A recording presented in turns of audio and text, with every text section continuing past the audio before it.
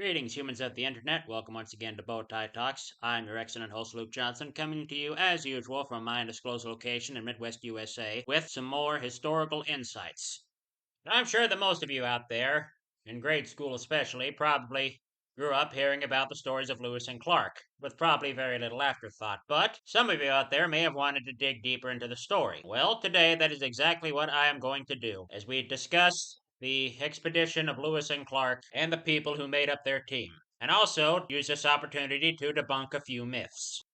Before I can do that, I think I should give you a little bit of background on the men who led the expedition. Meriwether Lewis was born in Virginia in 1774. However, he spent much of his early childhood in Georgia. He returned to Virginia as a teenager to receive his education and graduated from college in 1793. He later joined the Virginia State Militia, where he helped put down the Whiskey Rebellion, and later became a captain in the U.S. Army. And at age 27, he became the personal secretary to President Thomas Jefferson. William Clark was also born in Virginia in 1770, but his family moved to Kentucky when he was 15.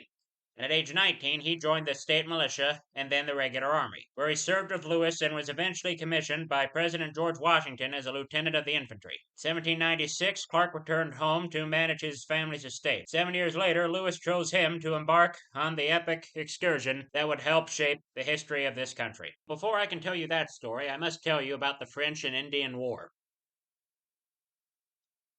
During the early 1750s, France's expansion into the Ohio River Valley brought it into conflict with the claims of the British colonies, especially Virginia. And in 1754, the French built Fort de Quesnay, where the Allegheny and Monongahela rivers joined to form the Ohio River in what is now Pittsburgh, Pennsylvania. And during 1754 and 1755, the French won a string of victories, defeating in quick succession by a young man named George Washington with the help of General Edward Braddock and Braddock's successor, General William Shirley of Massachusetts. And in 1755, Governor Shirley feared that the French settlers in Nova Scotia would side with France in any military confrontation. And so he expelled hundreds of them to the other British colonies. Many of the exiled suffered cruelly. And throughout this period, the British military effort was hampered by lack of interest at home, rivalries among the American colonies, and France's greatest success in winning the support of the native tribes. Tension exploded in 1756 when Great Britain formally declared war. But their new commander in America, Lord Loudoun, faced the same problems as his predecessors and was met with little success against the French and their native allies. In 1757, William Pitt, the new British leader, saw the colonial conflicts as the key to building a vast English empire. Borrowing heavily to finance the war, he paid Prussia to fight in Europe and reimbursed the colonies for training the troops in North America. The war, in turn, would go on to last 7 years, hence the name the 7 Years' War, and was ended by the Treaty of Paris in February 1763. The British received Canada from France and Florida from Spain, but permitted France to keep its West Indian sugar islands and give Louisiana to Spain. And that is where our story again picks up. As I said, during the 7 Years' War, France surrendered a large part of Louisiana to Spain and almost all of its remaining lands to Great Britain.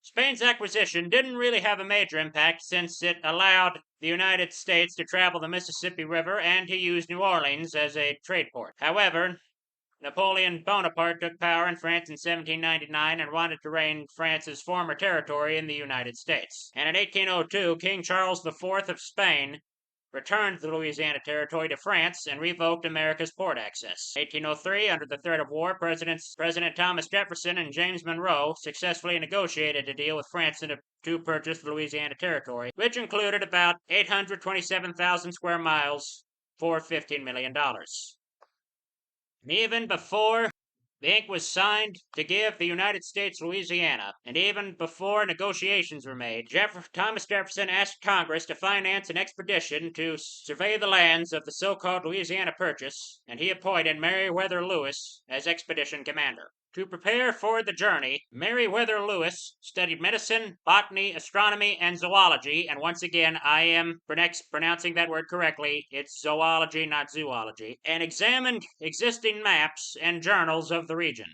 He also asked his friend William Clark to co-command the expedition. And interestingly, Clark was once Lewis's superior. However, Lewis was technically in charge of the trip. However, for all purposes, the two shared equal responsibility. On July 5th, 1803, Meriwether Lewis went to the arsenal at Harper's Ferry, West Virginia, well then just regular Virginia, to obtain firearms. And he then rowed a custom-made 50-foot keelboat, which was also nicknamed the boat or the barge, down the Ohio River and joined William Clark in Clarksville, Indiana. And from there, William Clark rowed the boat up the Mississippi River, while Lewis continued along on horseback to collect additional supplies. Meriwether Lewis spent this time to recruit men for their crew of volunteers for Northwest Discovery, or it was simply called the Corps of Discovery. Throughout the winter of 1803 and 1804, William Clark recruited and trained men at Camp du Bois, which was north of present-day St. Louis, Missouri. The party included 45 people: Lewis, Clark, 27 unmarried soldiers, a French Indian interpreter, a contracted boat crew, and an enslaved person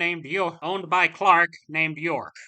And this now gives us a chance to discuss some of the people who were part of the Lewis and Clark party. As I said before, York was an enslaved man owned by William Clark. However, not much is known about his life. However, he is often mentioned in the journals kept by both Lewis and Clark throughout the course of their expedition. And the journals indicate that he experienced freedoms that very few enslaved people had, although these freedoms would be revoked when he returned to the Clark plantation. Surprisingly, only one man died during the expedition. His name was Charles Floyd. He was a 22-year-old man from Kentucky. He began his journal on May the 14th, 1804, which was the day of the expedition's departure from Camp du Bois. And on July 30th, 1804, Clark noted that Sergeant Floyd was very unwell, a bad cold, and a cough. And the next day, Floyd himself admitted, "I am very sick and has been for some time, but have recovered my health again." Yep, he definitely sounds like he's from Kentucky. Last entry of Floyd's journal was dated August 18th, 1804, and he said that the Grand Chief of the Ottos, which was a local Native American tribe, had arrived in camp. That same day, however, Clark reported that Floyd was dangerously ill, and that every man was very caring to him, especially York. Shortly after, on the 20th, he died, from what is now believed to be a ruptured appendix. William Clark wrote in his journal, "We carried him to the top of a bluff, below a small river, to which we gave his name, and he was buried with the honors of war, much lamented." Lewis read the funeral service, and the men marked his grave with a cedar post bearing the sergeant's name and date of death. 2 days later, the party elected Patrick Gass, originally a private in Floyd's squad, to assume Floyd's rank and post. On the expedition's return from the mouth of the Columbia River in early September 1806, the men paused to visit Floyd's grave for a final goodbye. Finding that it had been partly uncovered, they refilled it and restored the fallen wooden grave marker. We'll get to some of the more famous people who had hands in the expedition in a moment. Now, most of the land that Lewis and Clark surveyed was already occupied by Native Americans. And actually, the Corps encountered at least 50 different Native American tribes, including the Shoshone, the Mandan, the Minotari, the Blackfeet, the Chinook, and the Sioux. Lewis and Clark developed the first contact protocol for meeting new tribes. They bartered goods and gave the tribe's leader with a Jefferson Indian peace medal, which was a coin engraved with the image of Thomas Jefferson on one side and an image of two hands clasped beneath a tomahawk and a peace pipe with the inscription, "Peace and Friendship," on the other. Some of the natives had met white men before and were friendly and open to trade. Others were a bit skeptical of Lewis and Clark and their intentions and were openly hostile but seldom violent. And in August, Lewis and Clark held peaceful native council with the Odo near present-day Council Bluffs, Iowa, and the Yankton Sioux at present-day Yankton, South Dakota. In late September, however, they encountered the Teton Sioux, who weren't as accommodating and tried to stop the Corps' boats and demanded a toll. But they were no match for the military weapons of the Corps, and they soon moved on. In early November, the Corps met tribes from the Mandan and Minotari near present-day Washburn, North Dakota, and they decided to set up camp downriver for the winter along the banks of the Missouri River. Within 4 weeks, they'd built a triangular-shaped fort called Fort Mandan, which was surrounded by 16-foot pickets and contained quarters and storage rooms. And so the Corps spent next 5 months at Fort Mandan hunting, foraging, making canoes, ropes, leather, clothing, and moccasins, while Clark prepared new maps. And according to Clark's journals, the men were in good health overall, although they were suffering from some STIs. And while at Fort Mandan, Lewis and Clark met a French-Canadian trapper named Toussaint Charbonneau and hired him as an interpreter. They also allowed his pregnant Shoshone wife, a woman named Sacagawea or Sacagawea, depending on how you pronounce it, to join him on the expedition. She was a woman who had been kidnapped by the Hidatsa Indians at age 12 and then sold to Charbonneau. Lewis and Clark hoped that she could help them communicate with any Shoshone they'd encounter on their journey, and she did. She also served as a great help in other areas. She made important contributions to the expedition. She helped dig roots and find other types of food, and also showed the men how to make leather clothes and moccasins. She returned to the Hidatsa village in 1806, while the rest of the Corps continued to St. Louis. However, not much is known of her life after the expedition, but it is generally thought that she died at Fort Manuel Lisa from fever in 1812. And on April the 7th, 1805, Lewis and Clark sent some of the crew and their keelboat loaded with zoological and botanical samplings, maps, reports, and letters back to St. Louis, while they and the rest of the Corps headed for the Pacific Ocean. They crossed through present-day Montana and made their way to the Continental Divide through the Lemhi Pass, where, with Sacagawea's help, they purchased horses from the Shoshone. While there, Sacagawea reunited with her brother, who hadn't seen her since she was kidnapped. After this, the group headed out of Lemhi Pass and crossed the Bitterroot mountain range using the rather dangerous Lolo Trail and the help of many horses and a handful of Shoshone guides. This stretch of the journey proved to be the most difficult. Many of the party suffered from frostbite, hunger, dehydration, bad weather, freezing temperatures, and exhaustion. Despite this dangerous terrain and very bad conditions, not one single man died. After 11 days of the Lolo Trail, they stumbled upon a tribe of friendly Nez Perce natives along the Clearwater River in present-day Idaho. The tribe took in the weary travelers, fed them, and helped them regain their health. And as the Corps recovered, they built canoes and then left their horses with the Nez Perce and braved the Clearwater River rapids to the Snake River and then to the Columbia River. The hardy crew of men finally reached the Pacific Ocean in November of 1805. They had finally completed their mission and had to find a place to live for the winter before heading back east. They decided to make a settlement near present-day Oregon and built a place called Fort Clatsop on December 10th and moved in by Christmas. However, it was not an easy winter. Everyone struggled to keep themselves and their supplies dry and fought an ongoing battle with fleas and other insects. And almost everyone was weak and sick with stomach problems, which were most likely bacterial infections, hunger, or flu-like symptoms. And so, on March 23rd, 1806, the men left the fort for home. They retrieved their horses from the Nez Perce, I don't know how to pronounce it, and waited until June for the snow to melt to cross the mountains into the Missouri River Basin. And after they began walking the rugged Bitterroot mountain range, Lewis and Clark split up at Lolo Pass. Lewis's group of men took a shortcut north to the Great Falls of the Missouri River and explored Marias River, which is a tributary of the Missouri in present-day Montana, while Clark's group, which included Sacagawea, her husband, and their new son, went south along the Yellowstone River. The two groups planned to rendezvous where the Yellowstone and Missouri met in North Dakota. On July 25, 1806, William Clark carved his name and the date on a large rock formation near the Yellowstone River, which he named Pompey's Pillar, after Sacagawea's son, whose nickname was Pompey. And that site is now a national monument managed by the U.S. Department of the Interior.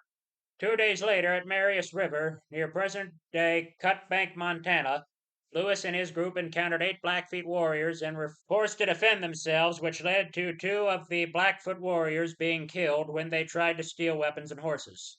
The locations of this incident became known as the Two Medicine Fight Site. It was the only violent episode of the expedition, although soon after that fight, Meriwether Lewis was accidentally shot in the backside during a hunting trip. It was inconvenient, but not fatal.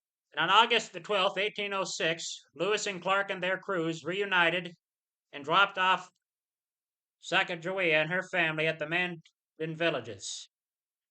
Then they headed down the Missouri River with currents moving in their favor this time and arrived in St. Louis on September 23rd, where they were received with a hero's welcome. And in the fall of 1806, they returned to Washington, D.C. and shared their experiences with President Jefferson. The Corps traveled more than 8,000 miles, produced many maps and geographical information, and identified at least 120 animal specimens and 200 botanical samples, and initiated peaceful relations with dozens of Native American tribes.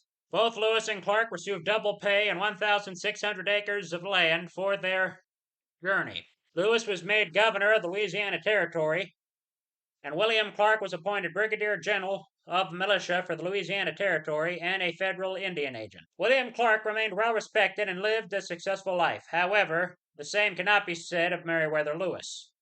He was not an effective governor and drank too much. He never married or had children and died in 1809 of 2 gunshot wounds, possibly self-inflicted. However, despite Lewis's tragic end, his expedition with William Clark remains one of America's most famous. The duo and their crew, with the aid of Sacagawea and other Native Americans, helped strengthen America's claim to the West and inspired countless other explorers and Western pioneers. This also gives me a chance to dispel a myth. Contrary to what has been seen in painting, the men were not dressed in furs. This was a military situation, which meant the men were dressed in military uniforms. I hope you've enjoyed this little trek through American history with me.